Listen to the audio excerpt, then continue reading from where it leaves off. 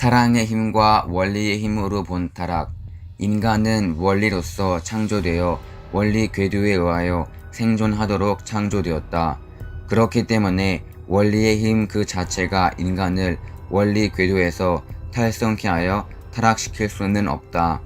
이것은 마치 레일이나 기관에 고장이 없는 한 기차가 스스로 궤도를 탈선할 수 없는 것과 마찬가지다.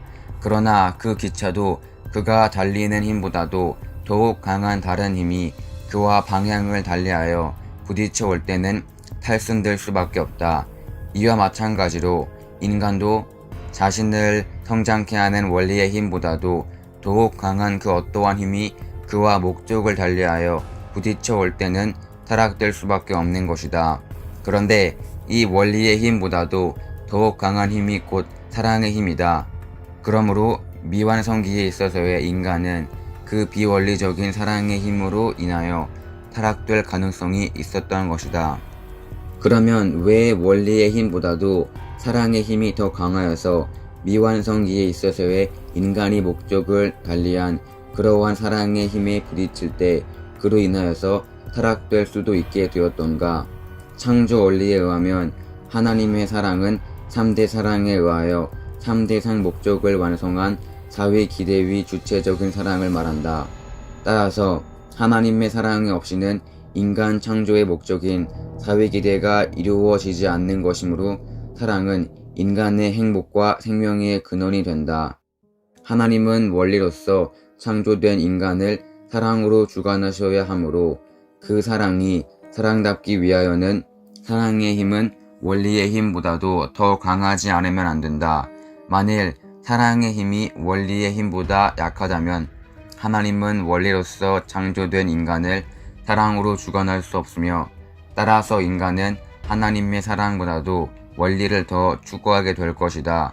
예수님이 제자들을 진리로서 세워가지고 사랑으로서 구원하고자 하셨던 이유는 바로 여기에 있었다. 믿음을 위한 계명을 주신 목적. 하나님이 아담과 해와에게 따먹지 말라는 믿음을 위한 계명을 주신 목적은 어디에 있었을 것인가? 그것은 사랑의 힘이 원리의 힘보다 강함으로 아직 미완성기에서 하나님의 직접적인 사랑의 주관을 받을 수 없는 아담과 해와가 만일 천사장의 상대적인 입장에 서게 되면 목적을 달리하는 그 비원리적인 사랑의 힘에 의하여 타락될 가능성이 있었기 때문이다.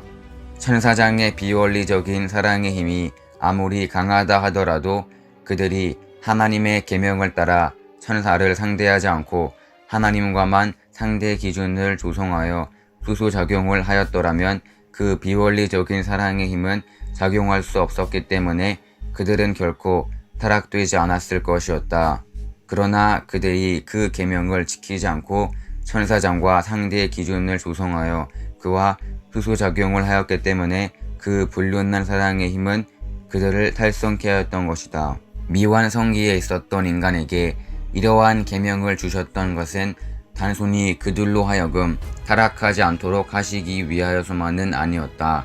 그것은 그 밖에 또 인간이 그 자신의 책임 분담으로써 그 말씀을 믿고 스스로 완성함으로써 하나님의 창조성을 닮게 하여 만물에 대한 주관성을 가지게 하시기 위함이기도 하였다.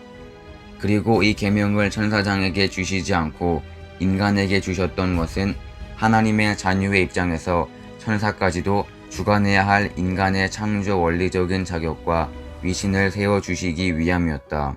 믿음을 위한 계명이 필요한 기간.